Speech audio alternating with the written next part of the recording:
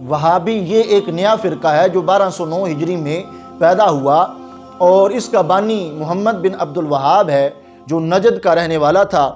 اس نے حرمین شریفین میں بہت فتنے پھیلائے، علماء کو قتل کیا، صحابہ کرام رضی اللہ تعالیٰ عنہم اور ائمہ اور علماء اور شہداء کی قبریں کھود ڈالیں۔ روضہ رسول صلی اللہ علیہ وسلم کو معاذ اللہ اس نے صنم اکبر کہا، یعنی بڑا بت ہے، اور یہ جو ہے اس طرح اس نے فتنے پھیلائے اور لاکھوں لوگوں کو معاذ اللہ اس نے شہید کروایا۔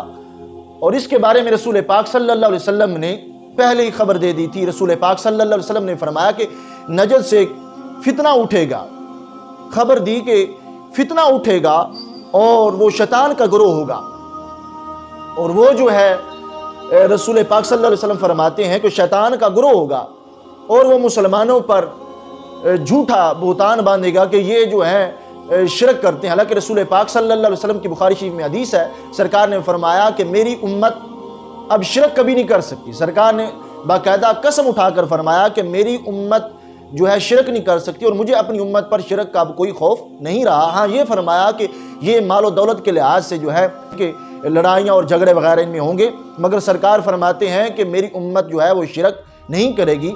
اور یہ جو گروہ تھا، پھر علامہ شامی رحمۃ اللہ علیہ نے اس کو خارجی بتایا کہ یہ خارجیوں کا گروہ ہے، اور عبد الوہاب کے بیٹے نے ایک کتاب لکھی جس کا نام کتاب التوحید رکھا۔